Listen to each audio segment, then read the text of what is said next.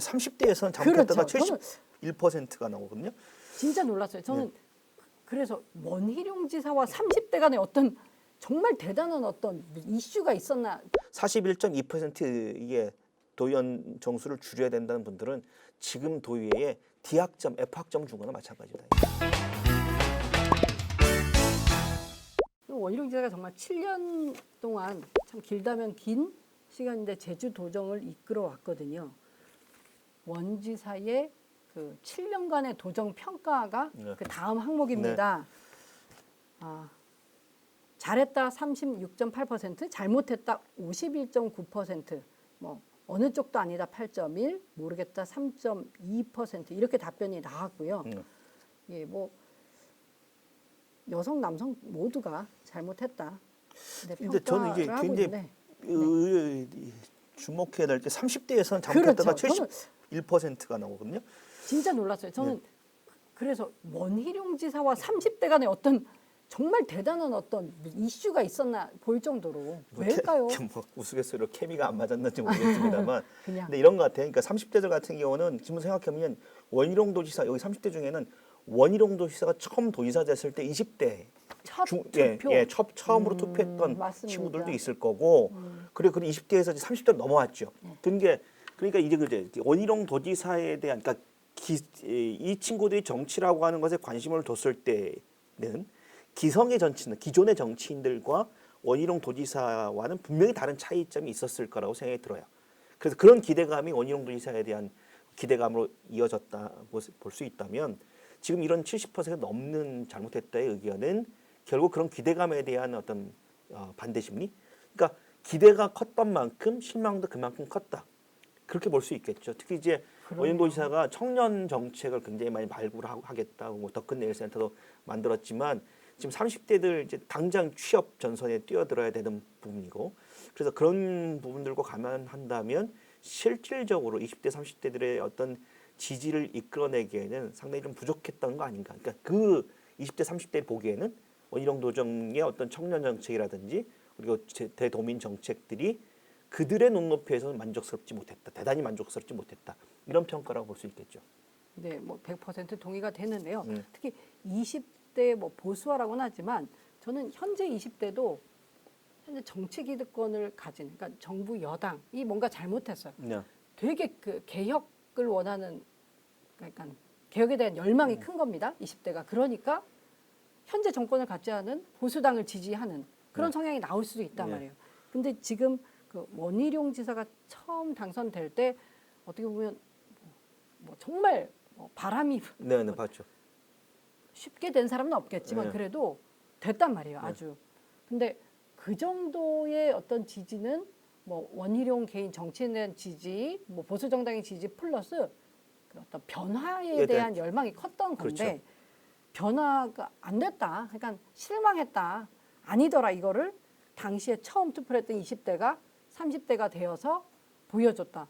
정말 그렇게 생각 저는 못 해봤거든요. 그 김동님 그 말씀이 정말 무릎이 탁 쳐지는 그런 해석인 것 같아요. 그러니까 지금 젊은 친구들은 그러니까 기득권에 대한 그러니까 경제적 이슈에 대해 되게 민감하죠. 그래서 뭐 비트코인이라든지 주식이라든지 이런 되게 민감하고요. 너무 다르죠. 근데 결국 이제 그게 기득권에 대한 반발이거든요. 그러니까 이 기득권 정치를 뭔가 돌파할 수 있는 정치인 누굴까라고 기대감이 원희룡 도지사, 정치인 원희룡을 발견했는데 지금 7년 동안 원희룡 도지사가 보여준 여러 가지 정책적인 부분들, 특히 이제 마지막에는 지사직을 사직서를 내고 대선 출마를 했는데 물론 이제 본인의 정치적인 야망이 있다고 한다면 그럴 수 있지만 그 사표를 던졌다라고 하는 것은 그 이전에 대한 어떤 정책, 그 이전의 성과 이런 것들에 대한 어떤 평가가 분명히 있을 텐데 그 사직서를 던진 그 중도 사태에 대한 어떤 반대와 그 이전에 대한 정책에 대한 아주 명확한 비판 그것들이 결국은 30대들 그리고 그다음에 40대 50대도 굉장히 높잖아요. 그러니까 결국 그럼요. 이런 부분들이 원희룡 도정에 대한 이런 평가가 굉장히 안 좋은 그러니까 지금 이제 현역 도지사의 평가가 50% 넘으면 저는 이건 사실상 그 탄핵 수준 같은 거라고 생각이 듭니다. 그러니까 아쉽네요. 본인이 알아서 사퇴를 했기 때문에 아쉽는데 그런 수준의 보통 이제 현역 같은 경우는 기대감이랑 있잖아요. 그러니까 이왕 하고 있는데 그래도 조금 못하더라도 뭐 잘하고 있다고 격려해 주지 이런 의견들이 여론조사에 많이 반영이 되거든요. 근데 지금은 뭐 23, 40대 같은 경우 30대는 71%, 40대는 59%라고 한다면 결국 이 정도는 굉장히 좀 힘든 수준이 아닌가. 그래서 원희룡 도정이 7년 동안 많은 변화, 많은 시도를 했지만 실질적인 변화와 어떤 성과를 거둬내는 데는 상당히 미약했다. 여론조사에 이렇게 의미를 부여할 수 있지 않을까 싶습니다. 사실 이 여론조사 전에도 그 저희 어머니가 70대신데 네. 이제 어머니하고 지인분들이 이렇게 모여서 막 말씀 나는데 그 제주도에서 막 잘했으면 네. 사실 중도 사퇴하고 대선 나가도 막 지지한다 이거죠. 네. 잘했으니까 가서 또 더 잘하라. 근데 그 이제 그 이모들 보기에도 제주도에서도 잘 못한 건 하는데 대통령직이나 한다고 이렇게 사퇴하니까 막 뭐라고 한 소리를 하시더라고요. 근데 아니 제 생각은 이래요. 그러니까 원희룡 도지사에 대한 지지율, 그러니까 잘못했다 직무수행 평가가 이런 여론이 높은 건, 그러니까 원희룡 도지사가 제주도지에서 보여주는 대선 지지율을 보시면 될 텐데 한 자릿수잖아요. 정치라고 하는 것이 아직도 정치 공학적인 이런 판단이나 이런 것들이 이제 유효하다라고 한다면 지역 기반이라는 걸 무시할 수 없습니다. 물론 제주 지역이 전체적으로 1%밖에 안 되지만 제주 지역에서의 제 생각엔 제주도민 전부의 전폭적인 지원을 얻기는 상당히 어려울 거예요. 어떤 정당에 따르기 때문에. 하지만 보통 이제 대선 주자의 그 마의 지지율이라고 하는 거죠. 이 벽이 15%. 그러니까 제주 지역에서 지지율이 15%를 넘느냐 안 넘느냐가 대선 주자로서 원희룡 도지사가 지역에 어떤 기반을 두고 지역의 경영과 지역을 바탕으로 중앙 모델에 진출할 수 있는 어떤 추진력을 얻을 수 있을 거라고 생각이 드는데 지금 지지율은 그렇지 않다. 결국 이제 그런 것들이 그동안 이제 지금 직무수행 평가가 굉장히 낮다라고 하는 것을 통해서 볼 수 있듯이 원희룡 도정에 대한 평가가 지금 도민들의 사이에서 굉장히 냉혹하다. 결국 이제 아시겠지만 처음 당선될 때 그리고 재선될 때의 어떤 그 득표율과 비교해 보면 이 정도면 상당히 어렵지 않았을까라는 생각이 들 정도로 굉장히 제주도민들이 아주 박한 평가, 그러니까 좀 많은 실망감들이 이 숫자에 좀 담겨 있지 않을까라는 생각이 듭니다.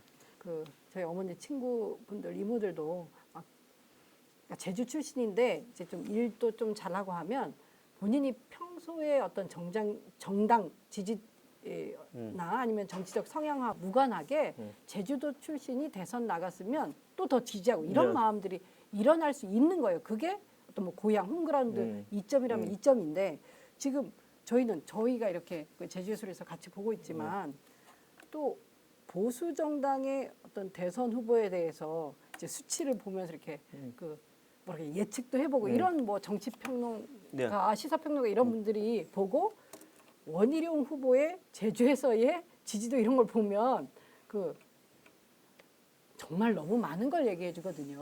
그래서 그러니까 지금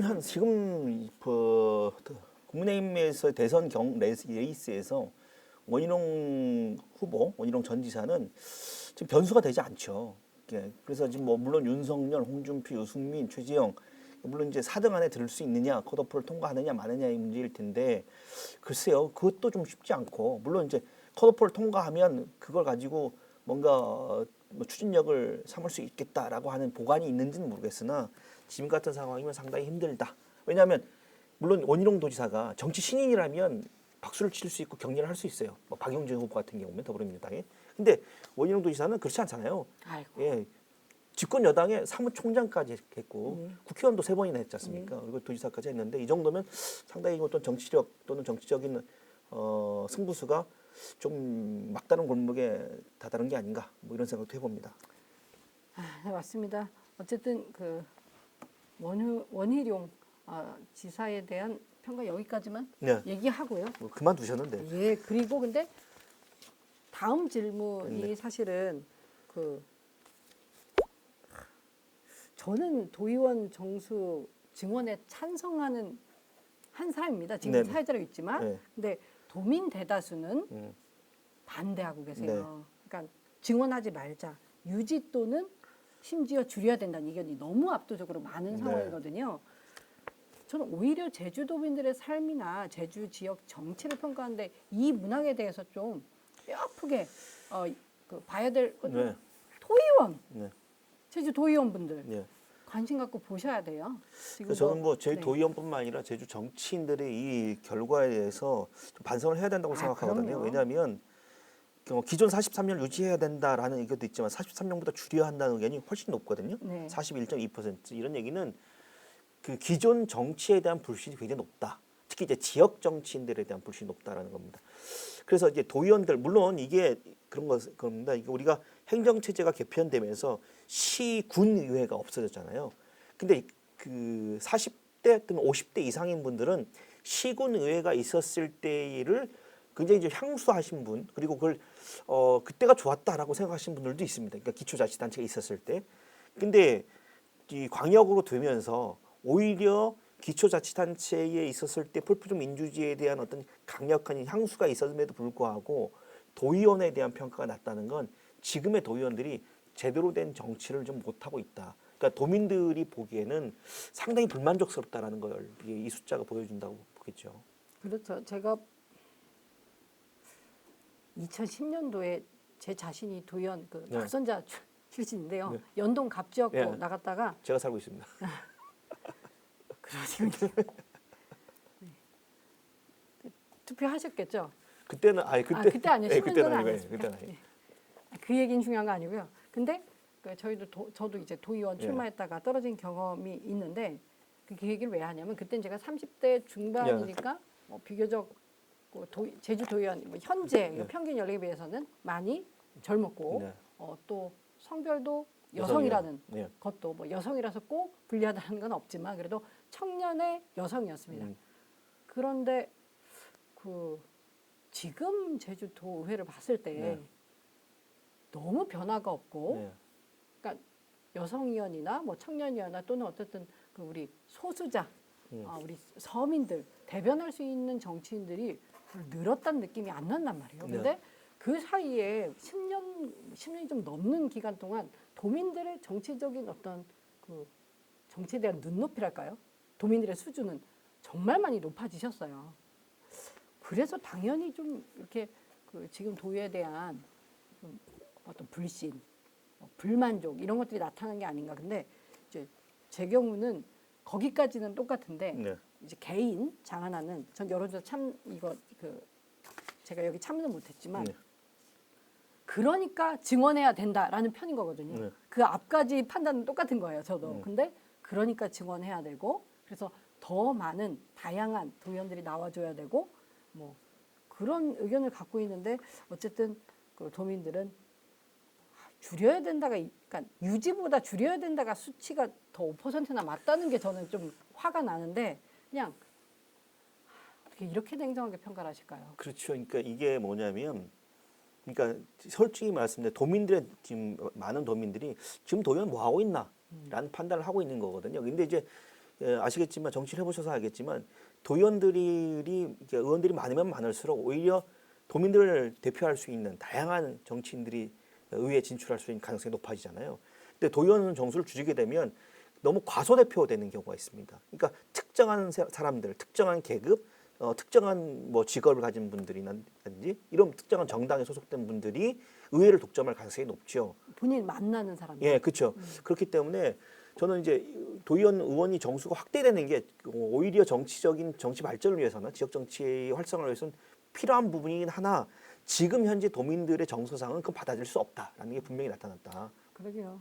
그러니까 그거는 이제 이렇게 볼 수 있는 거죠. 그러니까 제주 지역 같은 경우는 이제 뭐 전국적인 상황이긴 합니다만 양당 정치가 확고히 굳어졌고 특히 이제 그동안 이제 원희룡 도지사 이후에 더불어민주당에 대한 그 도민적 지지가 좀 높았잖아요. 특히 의회 구성이 굉장히 막 한쪽 정당이 과반 이상을 과점하는 의회 구조가 생기다 보니까 이 의회 내에서 다양한 의견들이 소통되고 토론될 수 있는 가능성이 없다. 그리고 그것이 좀 많은 도의 활동을 통해서 이제 도민들이 실망감이 좀 누적됐다라고 생각이 들어요. 옛날 아마 기억나시겠지만 관함식 관련해서 결의안도 안 됐다가 안 됐고 뭐 행정사무조사 한다고 뭐 결의하다가도 안 되고 이런 식의 도의회가 지역 도민들 그러니까 그잖아요. 도민들이 더불어민주당을 의회 다수당으로 만들어진 이유는 도정을 제대로 견제하라고 힘을 준 건데 그 준 힘을 제대로 못 쓰는 게 아닌가. 그죠? 그렇죠. 그러니까 지금 뭐 원희룡 지사가 뭐 무소속으로 출마하긴 했었지만 그래도 그 보수성 네, 있죠. 보수 정치인이라는 그 확실한 어떤 그 타이틀이 있는데 현재 도의회는 민주당 의원들이 많이 있단 말이에요. 네. 근데도 결과가 이렇게 그 직전에 원지사에 대한 평가가 비판이 많이 나왔으면 도의회는 이렇게 줄이자는 의견이 더 1등을 할 정도로의 평가는 안 받고 이 그 현재 뭐 여당이라면 여당, 민주당 그 도의원들이 도정을 좀 견제하고 그러면서 존재감도 있어야 되는데 지금 도민들은 지사도 네. 잘못했고 오히려 또 반대 정당, 그러니까 반대 정당이라면 안 되겠죠. 어쨌든 민주당의 이 도의원들도 불만이고 이런 것들이 나타나서 정말 필요하다. 도민들은 지역 정치 때문에 막 머리 아프다. 뭐 이런 느낌이 들었습니다. 그러니까 정치적 불신이고, 그러니까 그러다 보니까 이거예요. 도민들 입장에서는 자신의 정치적 입장을 대변할 수 있는 사람을 못 찾는 거예요. 지사도 자신의 정치적 입장을 대변하지 못하고, 그리고 도의원들도 자신의 정치적 입장을 대변하지 못하는 상황이라는 거예요. 이럴 바엔 차라리 도의원을 줄이자라고 하는 극단적인 어떤 판단을 했을 가능성이 높다. 하시는 분들이 많다라는 생각이 드는데, 그러니까 이 얘기는 지금 현역 도의원들이 뼈 아프게 들어야 된다라고 생각이 듭니다. 그러니까 무슨 얘기냐? 결국 이 얘기는 41.2% 이게 도의원 정수를 줄여야 된다는 분들은 지금 도의회에 D학점, F학점 준 거나 마찬가지다. 네, DF 맞습니다. 예. 지금 그 전 지사도 F, 예. 도의회도 D, 예. F. 뭐 그러니까 슬픈 상황이네요. 재이수를 해야 되는데 지금 인원 갖고 재이수하면 안 되니까 새 인물을, 그러니까 새로운 정치, 새로운 인물, 뭐 이런 지역 정치를 바라보고 싶은 염원들이 이 안에 있는 거고, 그래서 이제 6월 지방선거잖아요, 내년에. 그러면 저는 이제 더불어민주당이든 국민의힘이든 저는 그런 정당이 이길 것 같아요. 이런 새로 개혁 공천. 그렇죠. 개혁 공천하고, 그리고 정말 과감하게 지금의 정치와는 다른 모습을 보여주는 지역 정치 활로를 띄워주는 선택을 할 때 도민들이 선택할 거다. 예, 그렇지 않으면 글쎄 지금 같은 특정 정당이 과점하는 의회 구조가 다시 반복되지는 않을 것 같습니다. 뭐 정치 불신, 혐오 이런 것들이 제주 도민만의 문제가 아니라 사실 대한민국 전 국민이 네, 갖고 문제죠. 있는 정서고, 그래서 뭐 감히 뭐라고 말씀드리기가 참 조심스럽긴 한데 대통령이 그런 얘기 많이 해요. 저는 그 제가 일하는 단체 이름이 정치하는 엄마들입니다. 그러니까 애기 어멍들이 정치하자 뭐 이런 곳인데, 그 정치는 정말 많은 사람들이 정치에 관심 갖고 참여할 때 정치가 발전하는 네, 거거든요. 정치인한테 뭐 잘하라고 맡겨놓고 잘하나 못하는 게 아니라 내가 해야, 네. 제주도 말로는 나가 해야 되는 게 정치인데, 그래서 정치하는 엄마들 활동하고 그런 시민들 만나서 정치 참여에 대한 그 뭐 강의랄까, 제가 하는 얘기를 그냥 하는 거죠. 뭐 네. 가르친다기보다 네. 제가 하는 활동에 대한 얘기를 하다 보면 이 증언 문제 늘 얘기 좀, 대통령이 한 명 있을 때, 두 명 있을 때 언제가 힘이 강하겠냐. 네.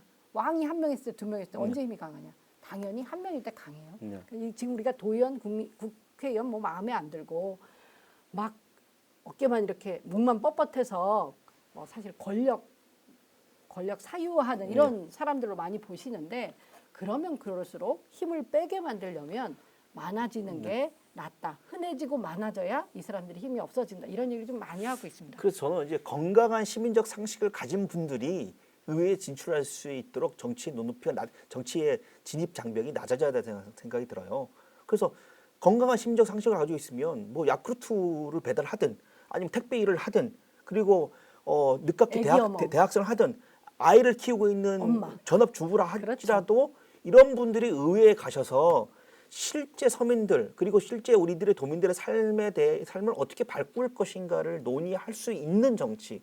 저는 그게 뭐 전국적인 상황이 그렇기 때문에 우리 제주도 못한다가 아니라, 제주도가 늘 하는 얘기가 특별자치 얘기하잖아요. 그러니까 제주도에서 그러한 더 많은 민주주의를 실험하고 더 많은 민주주의를 실현할 수 있는 그 가능성들을 좀 타진해봐야 된다고 생각하거든요. 정치는 상상력인데, 그래서 지금 제주도의 정치인들이 좀 기성 정치인들이 해야 될 한 가지 일은 이 정치 진입 장벽을 좀 낮추는 일. 그러게요. 이 얘기를 하다 보니까 자연스럽게 제가 이 제주의 소리 여론조사 다시 읽기 첫 시간에 나온 얘기가 기초의회 부활 얘기를 네. 자연스럽게 했었어요. 왜냐하면 도의원 한 지금 43명 뽑는데 전도에서 거기에 청년으로서 네. 아니면 또 여성으로서 또 아까 말씀드렸지만 뭐 전업주부 얘기 나왔는데 엄마로서 정말 벽이 높거든요. 네. 근데 기초의회가 있으면 그런 것들이 어떤 발판이 될 수 있고, 능력 검증받은 사람들이 도의원, 국회의원 갈 수 있지 않은가. 어떻게 보십니까? 저는 그게 지역 정치가 건강한 생태계, 가지고 있는 거라고 생각이 듭니다. 근데 지금은 이제 그런 지역 정치 문화 또는 정치 생태계가 유지될 수 있는 환경이 아니잖아요. 근데 저는 이게 오래되다 보면 결국은 누가 피해를 보느냐? 도민들이 피해를 봅니다. 네. 그래서 이게 결국은 정치 혐오와 정치 불신을 강화하게 되고 그게 결국은 정치인들이 나쁜 정치인이 양산되는 결과가 나타나는데 저는 좋은 정치인을 만드는 힘은 물론 정치인 개인의 노력도 필요하지만 이 도민들이 정치에 대한 관심 그래서 의원 정선을 이러지 말아야 된다라고 하는 도민들의 여론도 상당히 존중받아야 되지만 그렇게 되면 될수록 오히려 우리의 정치적 의견들 특히 건강한 시민적 상식을 갖고 있는 분들의 정치적 견해들이 좀 소홀히 되거나 외면당할 수 있다는 생각이 좀 듭니다. 네, 뭐 여론조사 평가하면서 제 개인 의견을 좀 너무 많이 피력하는 것 같아서 송구하긴 했는데요. 기초의회가 없어질 때 도민들이 그때는 또 기초의회 없어지는 걸 바랐어요. 왜냐하면 기초의회에 대해서도 또 이렇게 너무 그쵸. 피로하고 싫고 나쁜 점들이 있으니까 뭐 어세블라 뭐 이런 거겠죠. 근데 그때는 그러니까 지방자치제가 도입돼서 얼마 안 됐기 때문에 아마 기초의회 그러니까 지방 의원들에 대한 무급제에서 유급제로 바뀐 게 얼마 안 돼요. 따지고 보면. 네. 그래서 그동안은 있는 사람들, 돈 있고 힘 있고 권력 있는 사람들이 기초의원을 했죠. 그러다 보니까 사람들이 볼 때는 기껏 민주주의 꽃이라고 기초의원을 뽑아놨더니 하는 일이라고 하는 건 뭐 자기 사업체에 뭐 일을 한다거나 권력을 사유하거나 이런 일들 때문에 정치 불신이 높아졌기 때문에 결국은 특별자치도가 출범할 때 행정체제기를 간소화하자 이걸 선택했단 말이에요. 근데 지금 와서 보니까 그 선택이 좀 뭔가 그동안 우리가 그러니까 민주주의라고 하는 게 가장 큰 원칙이 더 많은 참여잖아요. 네. 그 더 많은 참여를 우리 스스로가 잘못 선택하지 않았나라는 좀 반성을 좀 해볼 때가 있는데 그런 차원에서 지금 계속 뭐 기초의회에 대한 얘기가 계속 나오고 있는데 이제 지역에 있는 정치인들이 그런 부분들에 대해서 깊이 있게 논의를 하고 정말 더 많은 참여를 어떤 식으로 보장할 것인지 제도적으로 고민을 이제 심도 있게 좀 할 때가 됐죠 이제.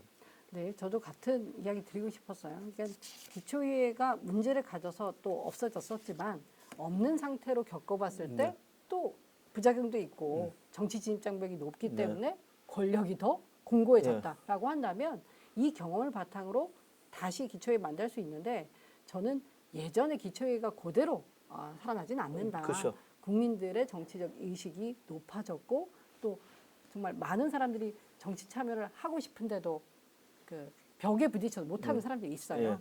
하고 아까 말씀하신 뭐 그런 생활인들, 노동자들 또 그 집에서 육아나 돌봄 가사를 전담한 사람들이 정치를 못할 것 같잖아요. 근데 더 잘하거든요. 그죠. 왜냐하면 대다수 서민들이 어떤 문제 때문에 힘든지를 알아요. 알아요. 자기가. 그렇기 때문에 저는 그런 사람들이 정치를 하는 게 맞고 나랑 닮은 사람이 정치를 해야 효능감도 있다. 맨날 그런 얘기를 하고 다니고 있습니다. 그래서 기초의회 부활도 이런 도의회에 대한 불신이나 어떤 정치에 대한 불신 같은데 어떤 대안, 장기적 대안이 당연히 될 거라고 저는 좀 보는 편입니다. 하고 그 이미 벌초들 다녀오셔서 저희 설문에 제주소 이번 설문에 좀 독특한데 그 약간 제주도에서 있음직한 학문이거든요. 네, 벌초. 도정 현안, 뭐 대선 차기, 대선 후보 선호도 조사, 네. 뭐 도정 평가, 도의원 정수하다가 질문에 벌초와 관련된 방역 대책 의견 이런 질문이 있어서 전 아주 반갑고 좋았습니다. 네. 이것도 제주의 소리밖에 못 하는 거거든요. 네. 강화해야 되냐? 네. 아니죠. 현재의 4단계 거리두기 적용해야 되냐 아니면 예를 완화해야 되냐. 이게 질문이었고요. 그런데 이미 벌초들은 다녀오셨지만 그 유의미한 결과들이 보여서 좀 말씀드리겠습니다. 그 거리두기 이제 그 4단계 거리두기 기준을 이제 철저하게 적용해야 된다. 그 예외를 두지 마라. 네. 예. 그렇게 하면서 답변이 이제 그 높게 나온 게 20대와 40대입니다. 네. 그러니까 이게 보면 정당 정치 성향 뭐 이런 거 관계 없습니다. 네, 관계 없고 연령별로 좀 나올 때 특히 남성과 여성 그리고 특히 이제 이게 4단계 거리두기 사적 그러니까 지금의 인원 기준을 적용해야 되는 게 68.6% 제일 높거든요. 그러니까 글쎄요. 지금 특히 이제 40대 같은 경우는 기준 적용해야 된다. 그러니까 이럴 수 있죠. 실질적으로 40, 벌초하러 30대 가야 벌초하러 가야 되는 분들이라서 그런 게 있고 아니 물론 이제 벌초라고 하는 게 고민이 있을 수 있죠. 모든 벌초도 있고 뭐 그 고민이 있을 수 있는데 아마 그런 현실적인 문제들이 이런 숫자에 나오지 않았나라는 생각이 듭니다만은 벌초가 쉽지는 않죠. 그래서 뭐 어렵기도 하고 실질적 벌초를 하게 되면 여러 가지 어려움도 있고 그래서 그런 부분들 반영이 된 거 이거 뭐 아닌가 지난 생각이 얘기지만 좀 웃으면서 네. 마무리하고 싶어서 네. 제가 지난 여론조사 다시 읽기 하면서 뭐 심각한 얘기들 많이 해왔는데 그 벌초를 통해 본 우리 도민 민심으로 좀 웃으면서 마무리하고 싶어서 제가 질문을 굳이 드렸고 추석 때 그 방역 지침이 좀 나왔습니다. 네. 전국적으로 가족 모임은 8명이라고 네. 성묘는 이제 4명 이하 이렇게 네. 됐는데 그 오히려 성묘가 더 열린 공간에서 하니까 네.